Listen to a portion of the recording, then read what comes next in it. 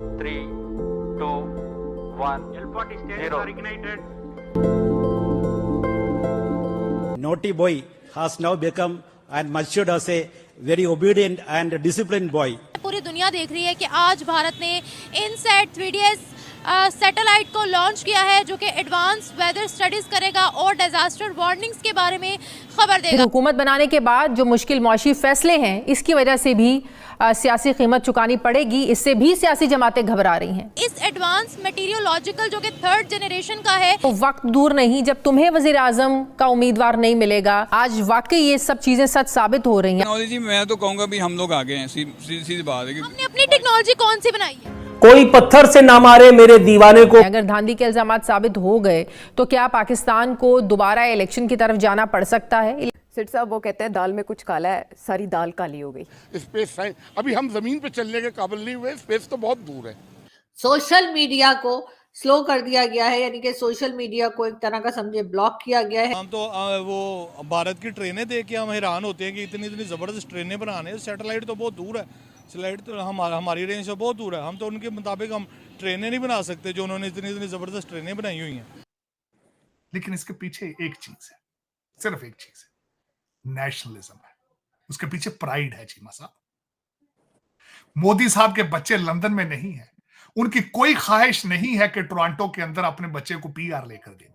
उनकी कोई ख्वाहिश नहीं है कि दुबई के अंदर उनके विलास। आगे आप पूरा वीडियो देख सकते हो। पाकिस्तान का क्या रिएक्शन है आज जो नॉटी बॉय हमारा लॉन्च हुआ है उस पर। नॉटी बॉय थोड़ा सा एक फ़नी नेम है और ऑब्वियसली नॉटी वर्ड को भी एक थोड़ा सा डिफरेंट तरीके से लिया जाता है। अगर आप जो लोग समझ रहे हैं तो समझे मैं क्या कहना चाह रहा हूँ। इसरो ने आज एक और बहुत ही बड़ा काम किया है और ये हमारे लिए एक बहुत गर्व का माहौल है, गर्व का करने का एक मोमेंट है। 3rd जनरेशन का इसरो ने एक सैटेलाइट लॉन्च किया है जिसका नाम है नॉटी बॉय। वो बेंगलोर के जो साइंटिस्ट उन्होंने थोड़ा सा वहाँ के एक्सेंट में बोला है। इसके बारे में वीडियो के लास्ट में बताता हूँ पूरी डिटेल्स। पहले पूरा वीडियो देखते हैं। जय हिंद। पूरी दुनिया देख रही है कि आज भारत ने इनसैट 3DS सैटेलाइट को लॉन्च किया है, जो कि एडवांस वेदर स्टडीज करेगा और डिजास्टर वार्निंग्स के बारे में खबर देगा। बहुत स्ट्रॉन्ग सैटेलाइट है जिसको आज लिफ्ट ऑफ कर दिया गया है। बढ़ते पाकिस्तानी अवाम की जानिब उन्हें इस एडवांस मटेरियोलॉजिकल जो कि 3rd जनरेशन का है इसके बारे में बताते हैं। फिर अपनी स्पेस एजेंसी के साथ भी कंपैरिजन करवाते हैं कि इसरो दिन ब दिन कोई ना कोई नया रॉकेट, कोई ना कोई नया सैटेलाइट लॉन्च करता है। एज कम्पेयर टू अगर हम पाकिस्तान की बात करते हैं, अभी तक हम अपना कोई मेड इन पाकिस्तान का सैटेलाइट तक नहीं बना पाए। मेड इन चाइना लिखा हुआ आता है हमारे सैटेलाइट्स पर, हमारे रॉकेट्स पर, हमारी टेक्नोलॉजी पर। तो भारत ने जो न्यू सैटेलाइट लॉन्च कर दिया है, लिफ्ट ऑफ कर दिया है, जिसकी वीडियोस पूरी दुनिया में वायरल हो रही हैं, उसके बारे में अवाम क्या राय रखती है? अच्छा ये बताएं, अभी तक कितने रॉकेट्स, कितने सैटेलाइट्स हमने लॉन्च किए हैं? कुछ सुना है आपने?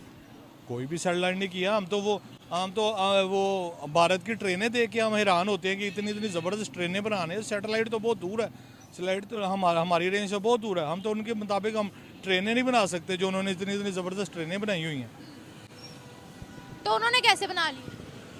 उनकी वो मैनेजमेंट है। उनकी ट्रेन्स के अंदर भी 5G चल रहे हैं, उनके इलेक्ट्रिक रोड्स हो गई हैं, उन्होंने ब्रिज इतने कमाल के बना लिए हैं, चांद तक पहुंच गए हैं, सूरज तक उन्होंने अपना सैटेलाइट भेज दिया है। वो मुल्क के लिए काम करते हैं, कौम के लिए काम करते हैं।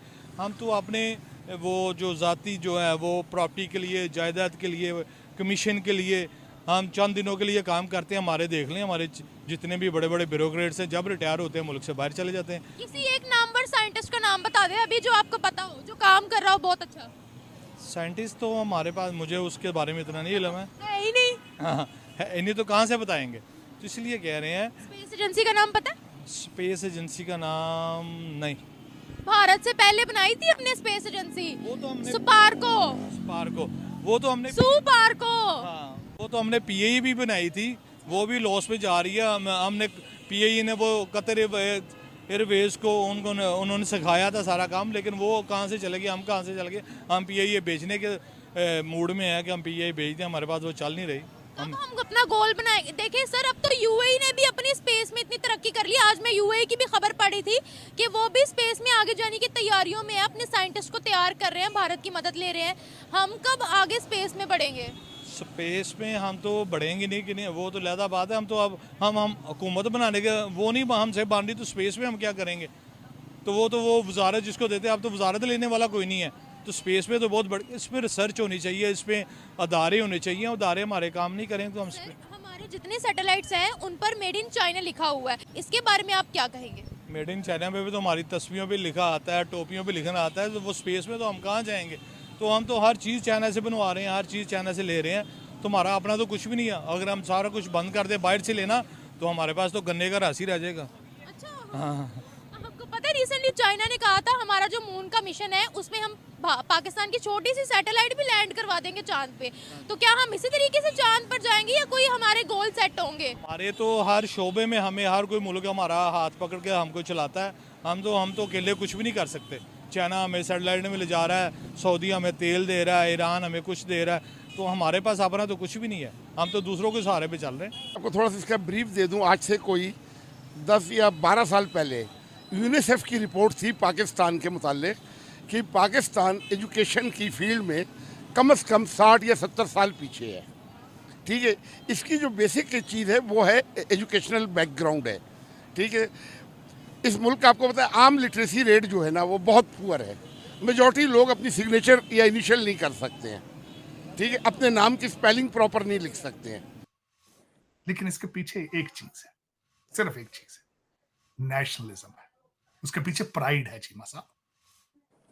मोदी साहब के बच्चे लंदन में नहीं है, उनकी कोई ख्वाहिश नहीं है कि टोरंटो के अंदर अपने बच्चे को पीआर लेकर देनी है, उनकी कोई ख्वाहिश नहीं है कि दुबई के अंदर उनके विलास बने, उनकी कोई ख्वाहिश नहीं। मेरा ये क्वेश्चन मार्क होगा, इसको इस पे अगले सब्जेक्ट पे जाने के। मैं अपने बच्चे जो इस वक्त आवारा बच्चे ट्विटर बना के उर्दू में सारा दिन खेलते हैं, मेरी रिक्वेस्ट होगी गूगल करें बच्चों, गूगल करो, देखो भारतीय कितने एक्स वजीर आजम जो हैं, पुराने वजीर आजम, वो लंदन में सेटल हैं, टोरंटो में है, दुबई में, कहां है, उनके जर्नैल कहां सेटल है, कोशिश करो ढूंढने की। उनके रिटायर्ड जजेस किस किस मुल्क के अंदर छुप के बैठे हैं, देखो जरा जाके, कोशिश करो। अगर अपने आप को compete करना चाहते हो आप इस रीजन के अंदर, जो कि मैं नहीं समझता कि आपके पास सलाहियत है इसकी, क्योंकि आपके पठान भाईजान जिनके लिए आपने अपना सारा मुल्क जला दिया है, आधा मुल्क नशे पे है, हीरोइन पे उनकी वजह से, आधे मुल्क के अंदर आज भी क्लाशनकोफ कल्चर है। और मैं मेंशन करना चाहूंगा इलेक्शन के हवाले से, मोहसिन दावड़ ने कहा था कि मेरे हल्के में अंदर Taliban has taken over the polling station, फिर गोलियां चली हैं और मोहसिन दावड़ कहां है आज? हॉस्पिटल में। फिर आपकी रूलिंग पार्टी जो अगली आ रहा है, आपका मुर्शद पाक, उसका नाम तालिबान खान। तो दोस्तों ये वीडियो यहाँ पर होता है समाप्त। आपने देखा किस तरीके से बात हो रही थी नॉटी बॉय इसके बारे में। नॉटी बॉय एक्चुअली में एक सैटेलाइट है जो 3rd जनरेशन का सैटेलाइट है, जो वेदर अपडेट्स देगा हमें। इंडिया एज अ इंडियन हमें खुश होना चाहिए कि हमारा खुद का ऐसा सैटेलाइट है जो हमारे इंडिया में जो वेदर रिपोर्ट्स हैं एक्यूरेसी के मामले में और करेक्ट होंगी। ऑब्वियसली अभी भी एक्यूरेसी अच्छी है जो आप देखते हो, बट और अच्छी एक्यूरेसी होगी और हमें जानकारी मिलेंगी।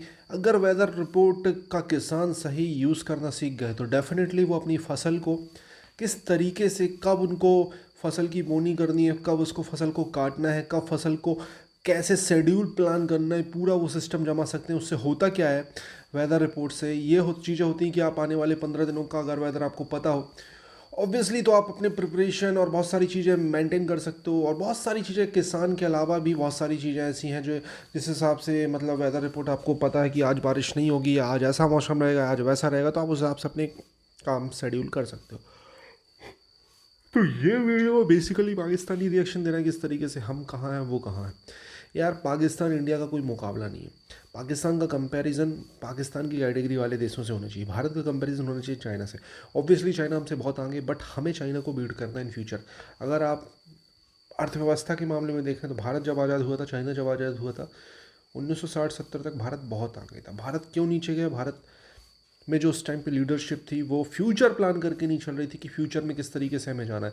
चाइना में जो लीडरशिप थी उस टाइम पे उन्होंने डिसाइड कर लिया था कि हमें ये करना है। अगर आप चाइना की पुरानी मूवीज़ देखें और भारत की पुरानी मूवीज़ देखें तो चाइना में आपको गांव मिलेंगे, इंडिया में थोड़े से ज़्यादा शहरी क्षेत्र दिखेंगे, बट आज चाइना आप देखेंगे ना तो आज अलग लेवल पे है चाइना, इसमें कोई डाउट ही नहीं है। चाइना बहुत आगे है, बहुत आगे। टेक्नोलॉजी, इंफ्रास्ट्रक्चर, खेती।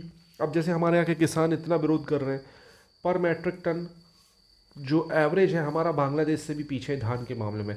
यार ऐसा करो ना, धान में फाड़ डालो तो मैं एमएसपी की ज़रूरत ही ना पड़े। बहुत सारी ऐसी चीज़ें हैं जो मैं इस टॉपिक पर नहीं बोलना चाहूँगा। ऑब्वियसली आपको क्या कहना है इस टॉपिक के बारे में कमेंट अपनी राय दें। चैनल को सब्सक्राइब करें। लगातार आपको ऐसे वीडियो मिलते रहेंगे।